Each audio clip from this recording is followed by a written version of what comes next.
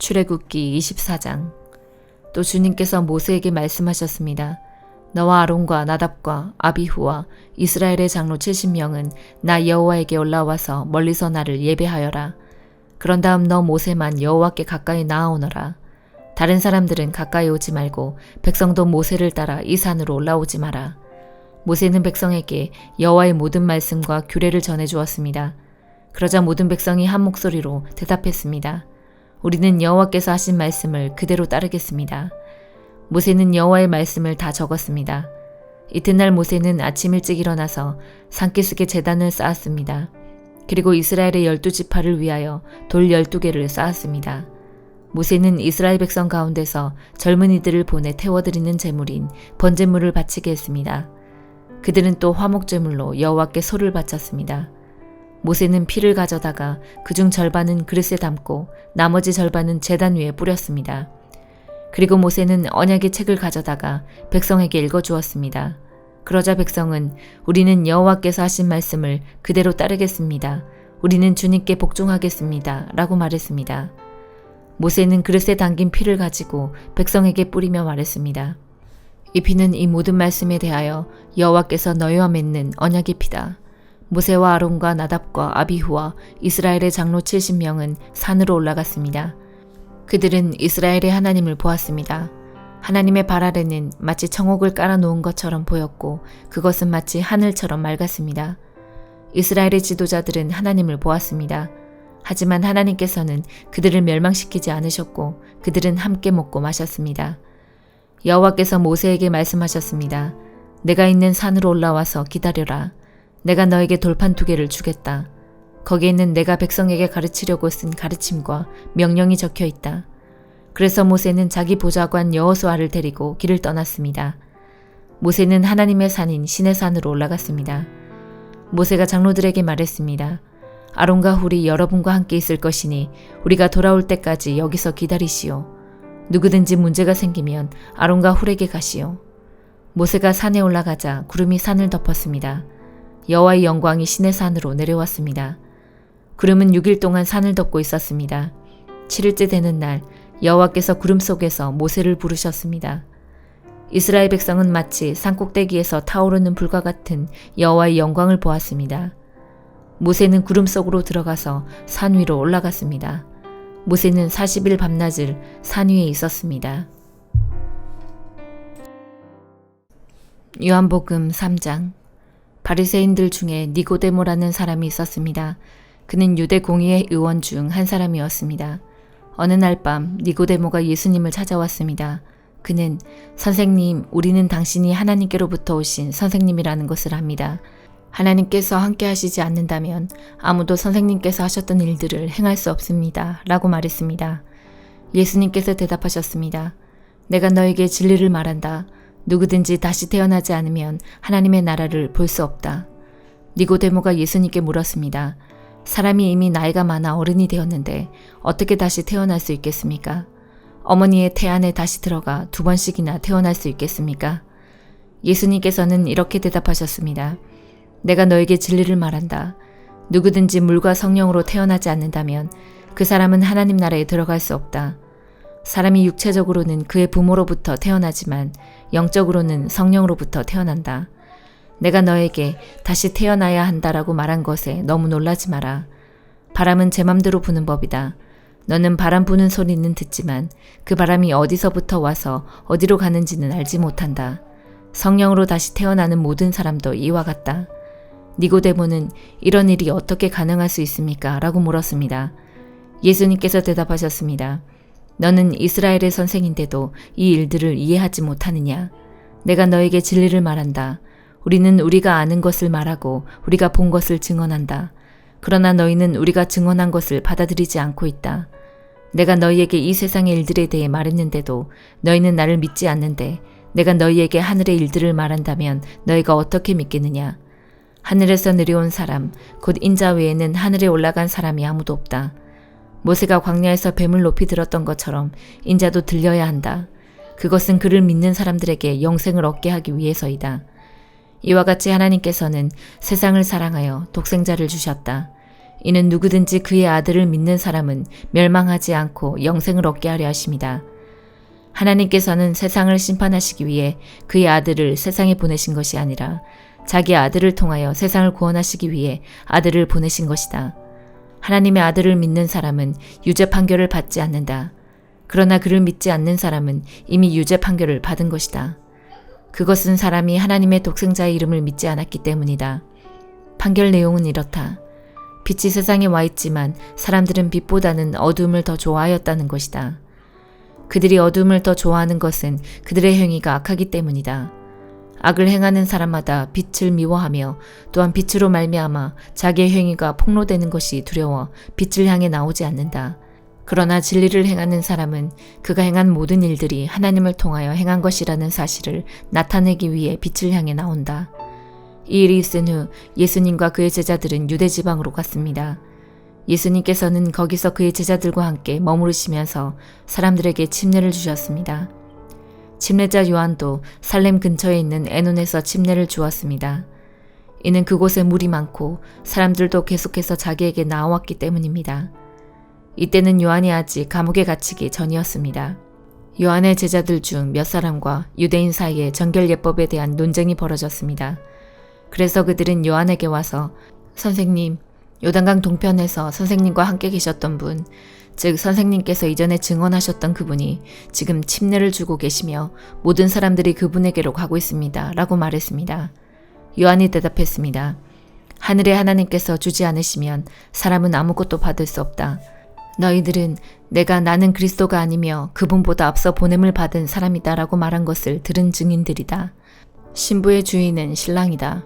신랑을 기다리며 그가 오는 소리에 귀를 기울이는 신랑의 친구는 신랑의 소리를 듣고 대단히 기뻐한다. 나의 기쁨도 이와 똑같은 것이다.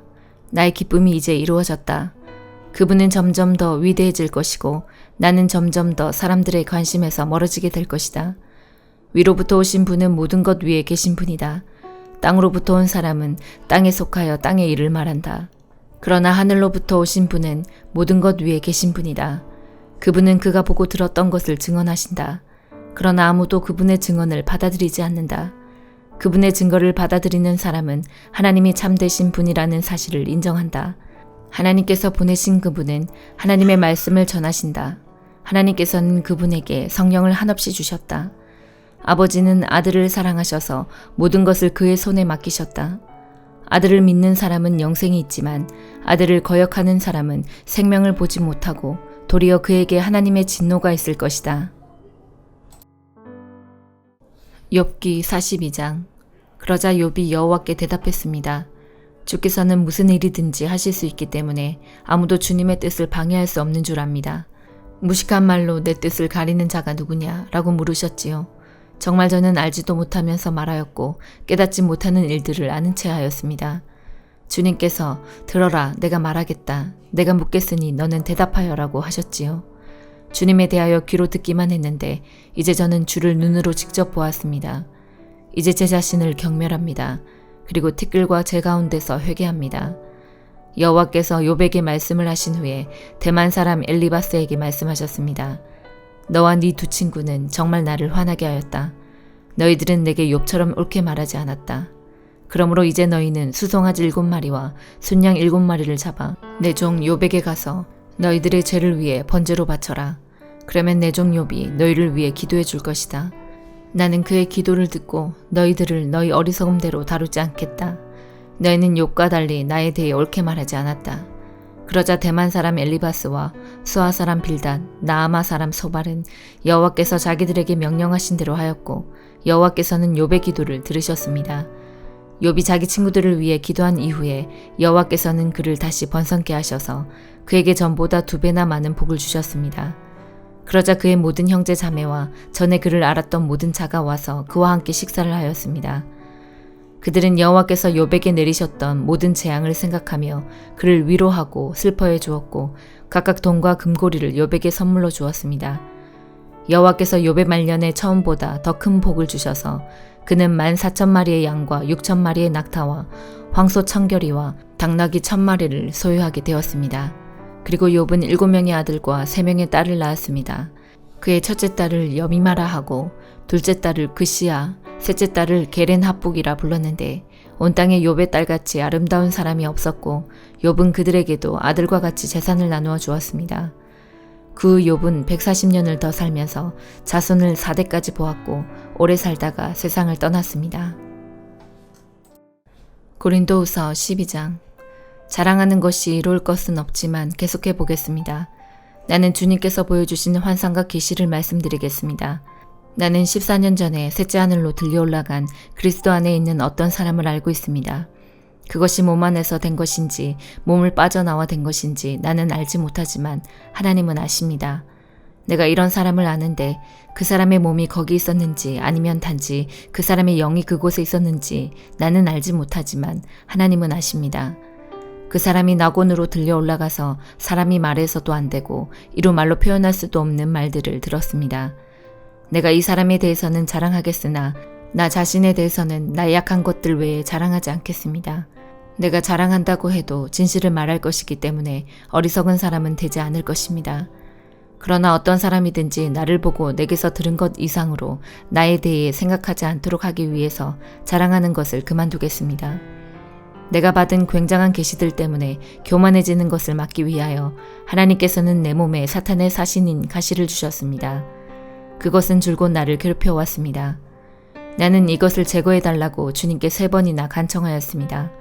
그러나 주님은 나에게 내 은혜가 너에게 족하다. 내 능력이 약한 데서 온전해진다고 말씀하셨습니다. 나는 그리스도의 능력이 내 위에 머물러 있도록 하기 위해서 나의 약한 것들을 더욱 기쁘게 자랑합니다. 그러므로 나는 약할 때나 모욕을 받을 때나 궁핍하게 될 때나 핍박을 받을 때나 어려움이 있을 때에 그리스도를 위해 기뻐합니다. 왜냐하면 나는 약할 그때에 강하기 때문입니다. 나는 어리석은 사람이 되었습니다. 여러분이 나를 억지로 어리석은 사람이 되게 했습니다. 사실 나는 여러분에게 칭찬을 받아 마땅합니다. 비록 나는 아무것도 아니지만 저 가장 위대한 사도들보다 조금도 뒤질 것이 없습니다. 나는 여러분 가운데서 모든 것을 인내하면서 사도의 표시인 표적과 기적과 놀라운 일들을 행했습니다.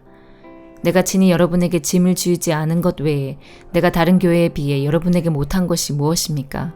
내가 여러분에게 폐를 끼치지 않은 것이 잘못이라면 저를 용서하십시오. 이제 나는 3번째 여러분을 방문할 준비를 하고 있습니다. 이번에도 여러분에게 짐을 지우지는 않을 작정입니다. 나는 단지 여러분을 바랄 뿐 여러분이 가진 재물을 바라지 않습니다.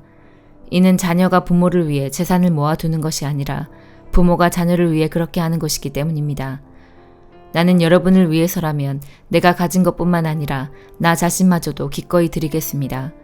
내가 여러분을 이토록 사랑하는데 여러분도 나를 사랑해줘야 하지 않겠습니까? 내가 여러분에게 짐이 된 적은 없었지만 어떤 사람들은 내가 꾀를 부려 여러분을 속여 사로잡았다고 합니다. 내가 보낸 사람 중에 누군가를 시켜 여러분을 속여 착취한 적이 있었습니까? 내가 디도에게 여러분에게 가라고 권하였고 디도와 함께 형제를 여러분에게 보낸 적이 있는데 디도가 여러분을 속여 착취한 적이 있었습니까? 우리가 같은 심정으로 살아오지 않았습니까? 또한 우리가 같은 길을 걸어오지 않았습니까? 아직까지도 여러분은 우리가 자신을 변명하고 있다고 생각할 것입니다. 우리는 그리스도 안에 있는 사람들로서 하나님 앞에서 말하고 있습니다. 사랑하는 여러분, 우리가 행하는 모든 것들은 여러분의 덕을 세우기 위함입니다. 내가 갈 때 내가 여러분에게 기대했던 모습을 찾지 못하거나 여러분이 나에게서 기대했던 모습을 찾지 못할까 두렵습니다.